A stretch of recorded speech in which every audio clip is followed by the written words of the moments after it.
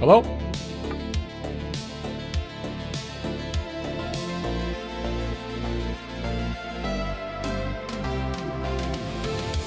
folks.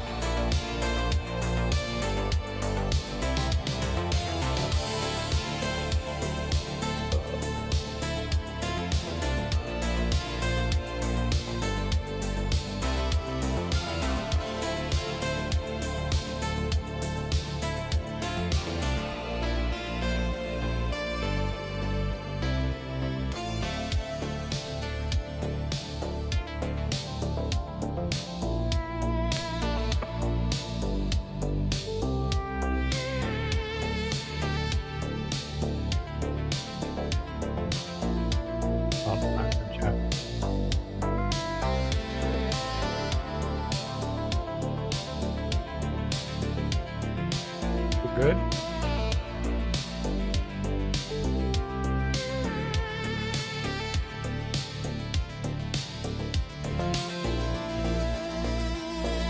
Let's stop with what the hell?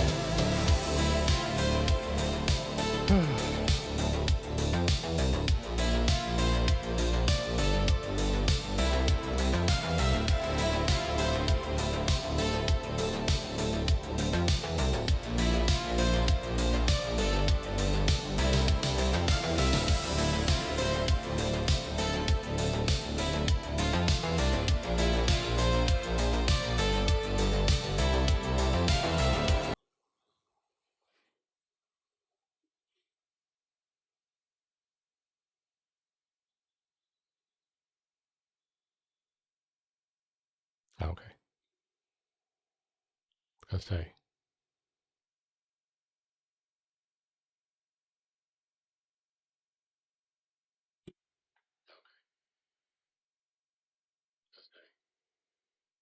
Oh, 1080p's back. Okay, what is going on?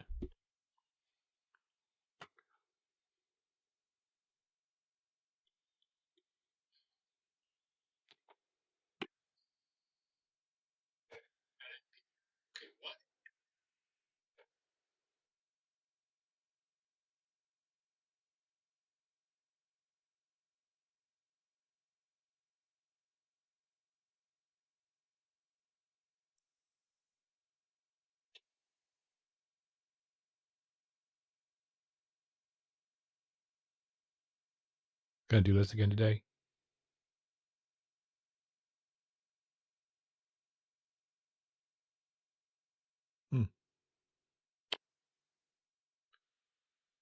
My computer won't be taking a shit, guys.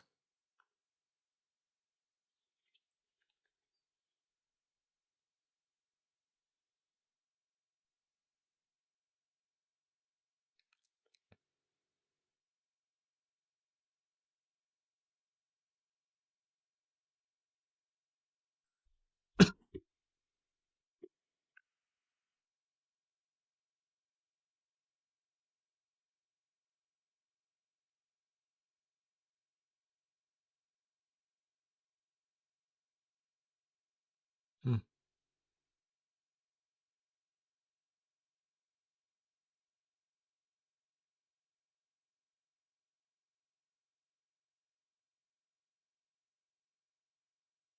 Well,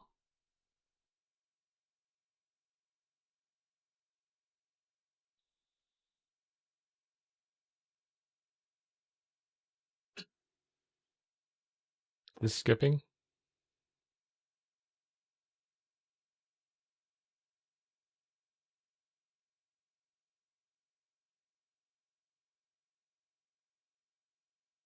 Sorry, what?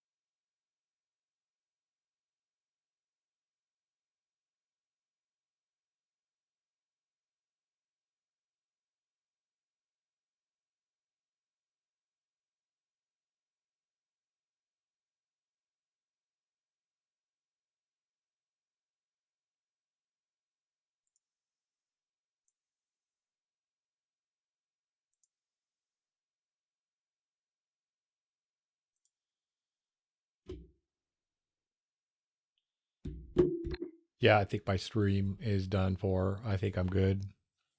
Looks like I'm going to have to just call it a day. Welcome to Democracy Now!, democracynow.org, the War and Peace Report. I'm Amy Goodman. The United States and Israel are continuing large-scale bombings across Iran, where officials say nearly 1,350 civilians have been killed in 12 days of attacks. Among the dead are at least 40 people, most of them civilian, killed in their homes when an airstrike ripped through a residential neighborhood in eastern Tehran. Survivors said 3 residential buildings were bombed simultaneously while a missile struck a nearby police station. Maybe you can watch me, maybe you can't. Iran's health ministry reports over a dozen hospitals and clinics across Iran have suffered damage, including the Gandhi Hospital in Tehran. Meanwhile, U.S. and Israeli strikes have damaged some centuries-old locations designated by the United Nations as World Heritage Sites, including the Hechel Sotun Palace in the city of Isfahan. The Guardian is reporting Iran's new supreme leader, Mojtaba Khamenei, was injured in the first February 28th attack that killed 6 of his family members, including his father, Iran's former supreme leader, Ayatollah Ali Khamenei. The Guardian cited Tehran's ambassador to Cyprus, who said Khamenei was lucky to survive the strike, which left him hospitalized with injuries to his legs, hand, and arm. On Capitol Hill, Pentagon officials told lawmakers Wednesday the cost of the first 6 days of war against Iran has exceeded. Military says it targeted Israeli air bases and the Shin Bet headquarters in Tel Aviv, as drone and missile attacks from Iran and Hezbollah triggered air raid sirens across northern and central Israel. Iranian drones also struck at Middle Eastern nations that host U.S. military bases. Iraq and Oman shut down oil terminals after attacks on 2 oil tankers sparked massive fires and killed 1 person.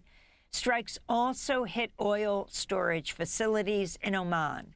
A 3rd ship was struck off the coast of the United Arab Emirates. In Dubai, an Iranian drone struck a residential building, sparking a fire, while 4 people were injured by attacks on Dubai International Airport.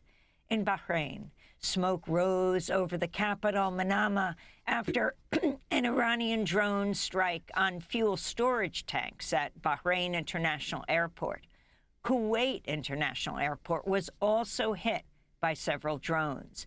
Meanwhile, Iran continues to attack Saudi Arabia's eastern oil fields and targeted Prince Sultan Air Base with ballistic missiles that Saudi officials say they successfully intercepted. The International Energy Agency has agreed to release 400 million barrels of oil from strategic reserves as the U.S.-Israeli attack on Iran roils energy markets. That's more than double the amount of oil released in 2022 after Russia's full-scale invasion of Ukraine.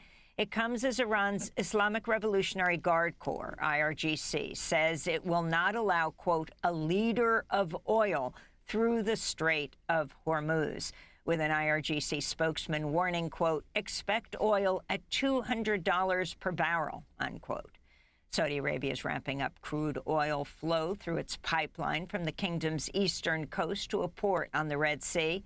But oil production experts say that will not address fuel shortages if Iran targets the pipeline or if Yemen's Houthis resume attacks on vessels in the Red Sea. On Wednesday, House Speaker Mike Johnson called the spike in gas prices temporary. I think the mission is being achieved, is nearly completed, and the commander-in-chief himself said in the last 24 hours they will come to a close. So gas prices will readjust after that. This is a temporary blip in an extraordinary trend of a return to American energy dominance.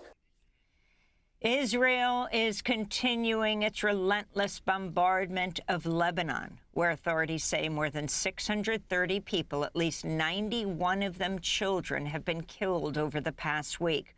More than 816,000 people have been registered as displaced due to Israeli forced evacuation orders and airstrikes. Among the latest attacks was an overnight double-tap strike on Beirut's beachfront, targeting a tent camp housing displaced Lebanese families.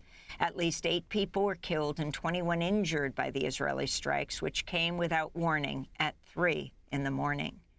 In southern Lebanon, mourners gathered Wednesday for the funeral of the Lebanese Red Cross volunteer Youssef Asaf, who was killed in an Israeli strike. What happened was that we were present in an area trying to evacuate wounded people, and a bomb fell among them. 2 of our young men were targeted. One of them is still in the hospital, undergoing treatment and surgeries. In Gaza, Israeli forces have continued deadly attacks on Palestinians over the past 24 hours in the latest violations of the U.S.-brokered October 10th ceasefire agreement.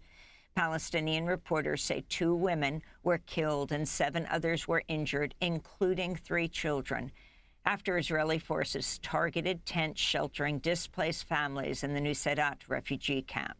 In western Gaza City, health officials say 1 Palestinian was killed and others were wounded when an Israeli drone fired a missile on a market. This is a Palestinian survivor of the attack. What is the fault of children? Children are gone, women are gone, elderly people are gone. Why us? What do they have to do with this? We are peaceful, but the Israelis don't know peace. They don't want peace in the Middle East. They want to fight the whole world. I had to unplug my Ethernet, folks. A drone strike in the I had to village of unplug my Shapira Ethernet. killed 17 people, most of them girls. The Sudan Doctors Network said the paramilitary group Rapid Support Forces, RSF, was responsible for the strike. The village reportedly had no presence of the Sudanese military.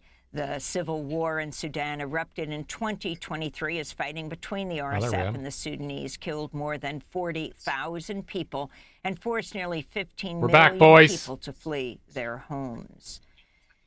U.S. Republican Senator Fix the problem. Holy crap, dude.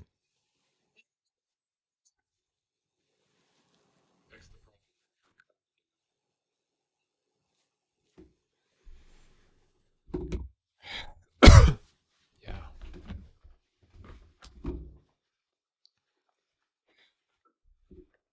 All right. Yep. No delay now. No Skippy. No Skippy dip. God, finally. Can't believe that's all I had to do. Literally unplug my Ethernet cable and plug it back in. It didn't even interrupt the stream. All right. I can relax now. It started happening yesterday, and I didn't know what it was.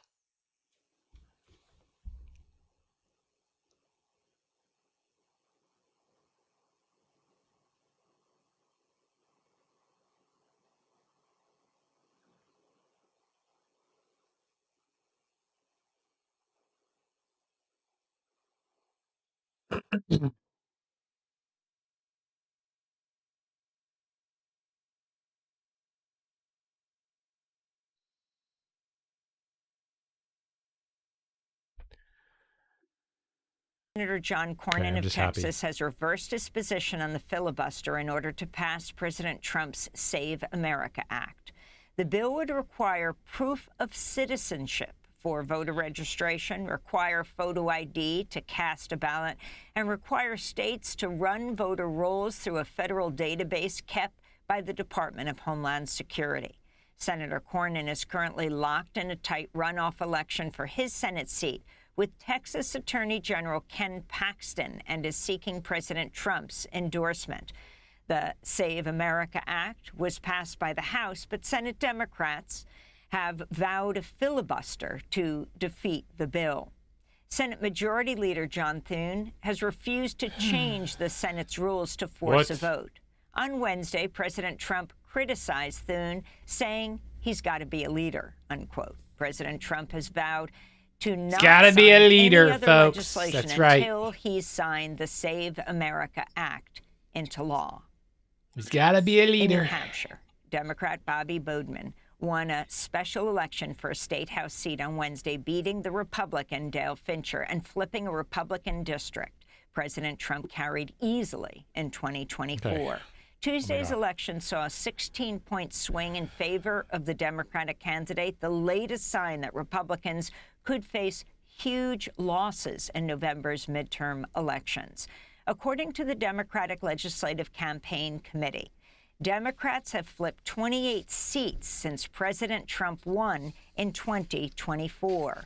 Republicans haven't flipped any seats currently held by Democrats. On Wednesday, President Trump traveled to the Kentucky district of Republican Congressmember Thomas Massie to campaign against him. Massey's a co-sponsor, along with Democratic Congressmember Ro Khanna, of the Epstein Files Transparency Act, and voted in favor of an Iran War Powers Resolution. You know what the name is? He is the worst person. His name is, what the hell? How did he ever end up in Kentucky? His name is Thomas Massie. Richard Kahn, the longtime accountant of the late convicted sex offender Jeffrey Epstein, appeared for a closed-door deposition on Capitol Hill Wednesday. Democratic Congressmember James Walkinshaw, who sits on the House Oversight Committee, said, quote, Jeffrey Epstein's sex trafficking ring would not have been possible without Richard Kahn, who managed Epstein's money for years, authorized payments, including payments to victims and survivors, unquote. Kahn claimed he was unaware of Epstein's sexual abuse and had not seen any of his victims. Meanwhile, lawmakers are seeking to interview Tova Noel, one of the prison guards on duty when Epstein was found dead in his jail cell, a death ruled a suicide by the New York chief medical examiner. According to the New York Post, FBI records suggest Noel had twice run a Google search for the phrase latest on Epstein in jail in the hours before Epstein's body was discovered. Chase Bank also flagged cash deposits in Noel's bank account in a suspicious activity report to the FBI in November 2019, with a $5,000 cash deposit 10 days before Epstein's death. And in immigration news, there are disturbing nothing to see here, details folks. about Egyptian mother Hayam El-Gamal and her 5 children who've been imprisoned at the U.S. Family Detention Center for more than 9 months, the longest known family detention under President Trump's second term. In 59 pages of declarations that include handwritten letters and pictures drawn by the 5 children, the family details abhorrent medical care, inedible food, and a disregard for their religious freedom to practice Islam at the South Texas Family Residential Center in Dilley. The documents were first published by the Texas Tribune. In one note, El-Gamal's 16-year-old son writes, quote, this prolonged detention has and continues to destroy our lives. It's slowly killing us on the inside. Our mental health is at great risk. It's rapidly deteriorating with every day we spend here. Our lives are without purpose. We are just waiting for this nightmare to end, he writes. Under a federal 1997 settlement agreement, parents and children can generally not be in prison for more than 20 days in immigration jails, although the Trump administration is suing to reverse that ruling and has violated it many times at the ICE family jail in Dilley, Texas. And those are some of the headlines. This is Democracy Now!, democracynow.org, the War and Peace Report. I'm Amy Goodman in Los Angeles. Thanks for watching Democracy Now! On YouTube. Subscribe to the channel and turn on notifications to make sure you never miss a video. And for more of our audience-supported journalism, go to democracynow.org, where you can download our news app, sign up for our newsletter, subscribe to the daily podcast, and so much more. Polls are now closed in the Georgia special election to fill former Congresswoman Marjorie Taylor Greene's House seat. It is a race that is testing the impact of the Trump endorsement. Candidates from all parties are on the same ballot, and if no one reaches 50% plus one, the top two candidates will advance to a runoff on April 7th. Let's check in with MS Now's chief data reporter, Ali Velshi, at the big board. What do you got for us, Ali? I got results. I got a lot of stuff in right now in Georgia. Remember, this is not a primary. As you said, this is the special election. We have better than a third of the vote in right now, and it's an interesting development here. 44%, 43% is going to the Democrat, Sean Harris. This is the guy who lost to Marjorie Greene by more than 30% last election. God now, damn. This is entirely possible that he's going to be the biggest vote getter tonight, largely because there are only a few Democrats running and there are a ton of Republicans. Here's how it looks for the Republicans. Clayton Fuller has got 32% of the vote right now. He is the Trump-endorsed candidate in this particular race. However, the guy with 8% of the vote right now, Colton Moore, is the Trumpier of the candidates. So it depends on what people in this fairly conservative district are looking for. Are they looking for Trump stuff, or are they looking for Trump-endorsed stuff, or are they looking to follow Marjorie Taylor Greene and object to the Trumpy nature of things? Here's where we are on the vote breakdown. Most of what you're seeing, about a third of the vote that we're already seeing, it's actually probably 35, 36% of the vote is in right now. Still mostly early and by mail. Very little of Election Day voting is in at the moment. I just want to tell you a little bit about the candidates. Sean Harris, the Democrat. By the way, he's at 44% of the vote. There is an outside chance he does well enough to win. It is not likely, but if he gets 50% plus one, he will fill out Marjorie Taylor Greene's term until the end of the year. Clayton Fuller, as I said, he's the Trump-endorsed candidate. Colton Moore is the more Trumpy of the candidates. You can see a number of Republicans here. Jim Davis getting about 6.6% of the vote. He's also running as a Democrat. Same as Jonathan Hobbs. He's got less than 1% of the vote. And given that you've got Luke there, I'm going to just introduce you to one of the candidates here, Andrew Underwood, who is sporting mutton chops for the first time since 1886. Hey. So, we're going to keep a close eye on this. We're watching Mississippi, too, and there's Mutton an interesting chops? race there with Benny Hey, Thompson. those aren't even being proper challenged mutton by chops. someone in his district, and Benny Thompson hasn't been challenged since about 2006 in any meaningful way, but we're keeping a very, very close eye on the northwest part of Georgia, Georgia 14. Wasn't sure where you were going with that Luke shout out. I thought maybe there was a Buffalo Bills fan somewhere deep in Georgia. All right, well, as a Toronto guy, I got to walk on. I got to be careful on that one. MS Now's skate, not walk. Ali Velshi right. for us at the big board. Ali, thank you. Can you make the face to camera that you made to me when Ali said that there was the possibility that the Democrat could get 50 plus one? Okay. Look, this is the weird cycle of election. Voters are the most unpredictable part of an election. They really are. At the end of the day, you can plan for a lot. You can presume a lot. Parties assume a lot. True. And then voters vote. Oh my God! Thank God I'm back. Marjorie Taylor Greene, I'm not going to go out on a limb and say, oh, the Democrats going to win this district. But Marjorie Taylor Greene could be sort of the poster child for something that's happening within that MAGA-verse. And maybe Sean Harris is an off-ramp for a cycle. I've been in elections where voters said, you know what? I'm going to give it to the other party for a cycle. We'll take it back in the next cycle. But right now, this is how we get off of stupid, right? This is how we get away from the crazy and reset. Who knows? What the fuck do you have to say, buddy? It'll be interesting buddy? to see. I mean, Harris is a former Marine general. He's run a campaign of essentially saying, I'm a pretty conservative guy, but I'm not part of this crazy that's been there before.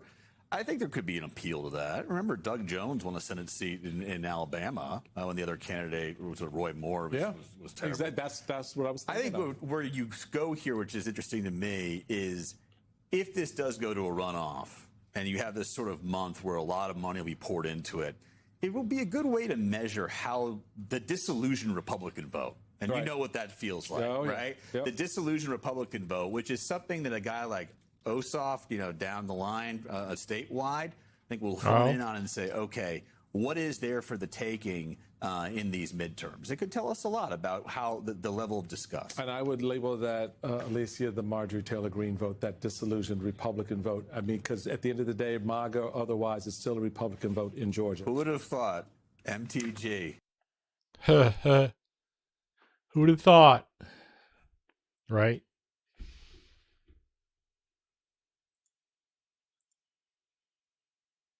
Been waiting for that one.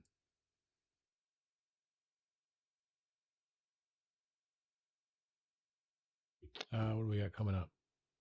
Welcome back. The global battlefield is expanding beyond the land, sea, and air, now in the far reaches of outer space. American forces use technology in space to destroy Iran's military infrastructure during Operation Epic Fury, while tracking and shooting down retaliatory missiles.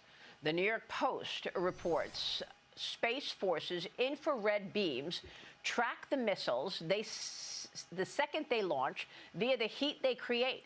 Crews work inside radar domes called radomes, resembling giant golf balls. They receive information in the sky in real time, calculate the trajectory of missiles and therefore their likely destination, and act accordingly. Joining me now with more of this is the man of the hour, NASA Administrator Jared Isaacman. Jared, welcome back. It's good to see you this morning. We so appreciate your time. Oh, it's great to be back. We've talked in the past about space being a major national security issue, and we need to protect it. Give us your take on specifically how space is involved I'm so paranoid in now. This particular fight and the battle on Iran.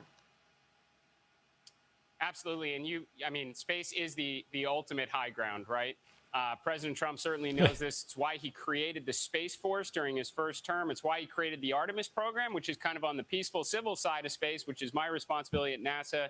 And that's America's moon rocket behind us right now. But you're absolutely spot on. The assets we have in space, the satellites that are there for observation, for this guy's in charge of this. I mean, these are the capabilities that are identifying We're never going to the moon. Launches that are communicating to our forces. We're never going to the moon, give folks. America an extreme edge in this conflict. Yeah, and that's why we worry so much about protecting space, because we know that that's where our satellites are, and an adversary would want to take down our satellite to shut the lights, certainly on Earth and impact America. Have we seen evidence of an adversary trying to mess with any of our satellites?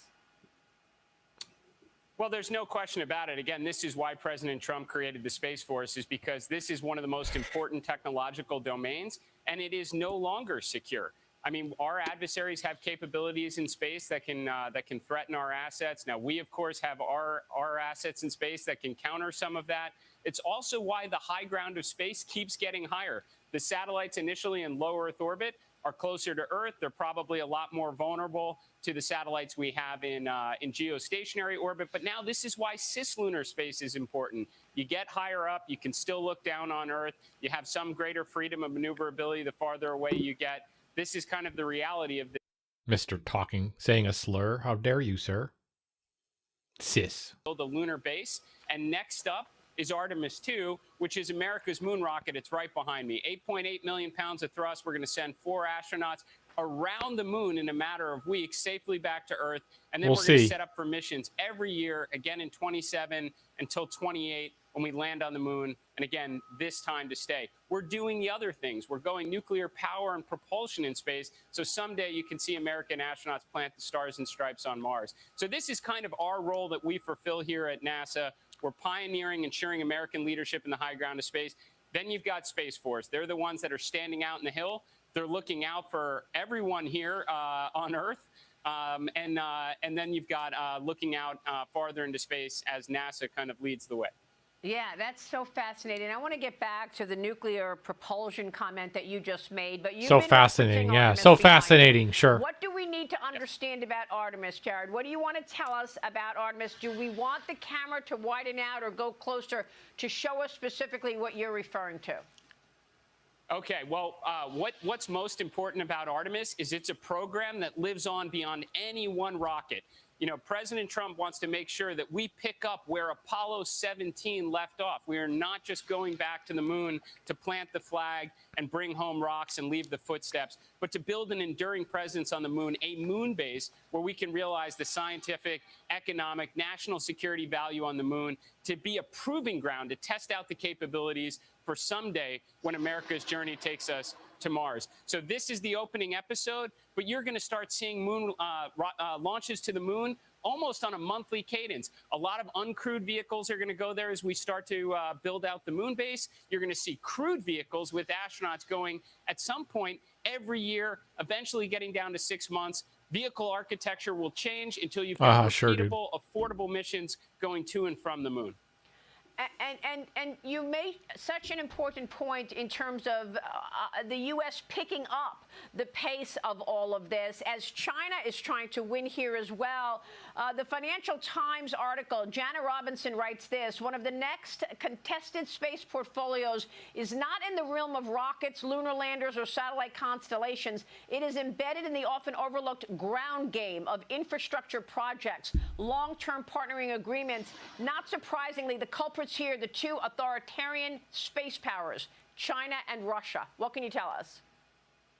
Well, I absolutely think the nations that are taking on the big, bold, grand endeavors and actually achieving them is how they're pursuing national security objectives. When America returns to the moon, builds a moon base, returning to the moon this time to stay, it sends a message. It sends a message to every one of our adversaries, our geopolitical rivals around the world of what we are capable of doing. It sends a message of what we're capable of doing across every one of the most important emerging technological domains. I will tell you, it is absolutely a race right now. Success and failure on the moon is going to be measured in months, not years.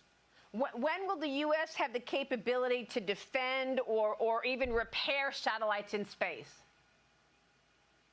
Well, I'd say we have demonstration missions, again, on the kind of peaceful civil side for doing on-orbit boosting of satellites, on-orbit refueling of satellites. In fact, our entire lunar strategy with our two moon partners that are building our lunar landers, SpaceX and Blue Origin, incorporates some degree of on-orbit assembly or on-orbit cryogenic prop transfer. These are going to be game-changing capabilities for the United States. So we are moving in that direction for sure.